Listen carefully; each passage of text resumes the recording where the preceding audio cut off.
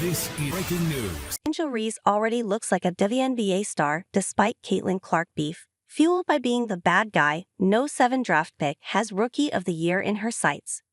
Amid the drama surrounding her long-running rivalry with Caitlin Clark, Angel Reese insisted she has no problem playing the villain if it brings more eyeballs to the WNBA.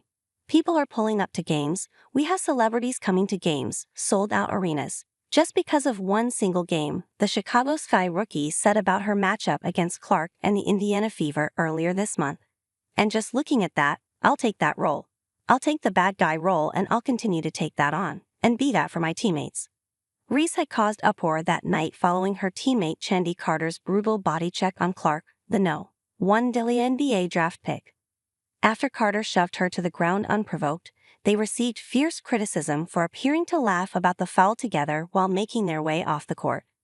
Over the past 4 weeks, the unnecessary roughness Clark has been subjected to has sparked major controversy, with some suggesting both her and Reese are being weaponized by opposing sides in a race war. The topic has spiraled out of control at times, with the Chicago forward's own foul on her former college nemesis a few weeks later reigniting the outrage once more. Reese was heavily berated in certain sections after hitting Clark in the head during a defeat for the Sky, and then implying that the Fever superstar grates a special whistle from the referees.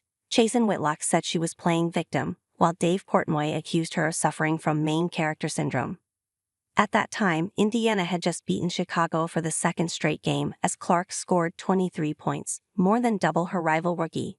Whitlock even went as far as to claim that Reese, the WNBA's No. 7 draft pick, was the most overrated athlete in all of sports.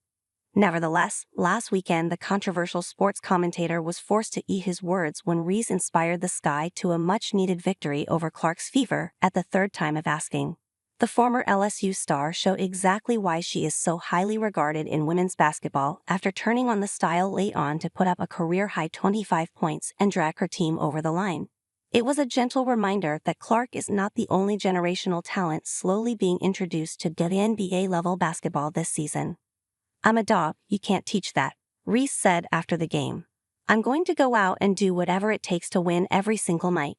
My teammates rely on my energy, so being able to continue that energy even if we're down, even if we're up, that's what I do." While she ranks 28th when it comes to points per game, at 22 years of age, Reese is already recording the second most rebounds per game, 11.1, and the 8th highest steals per game, 1.7.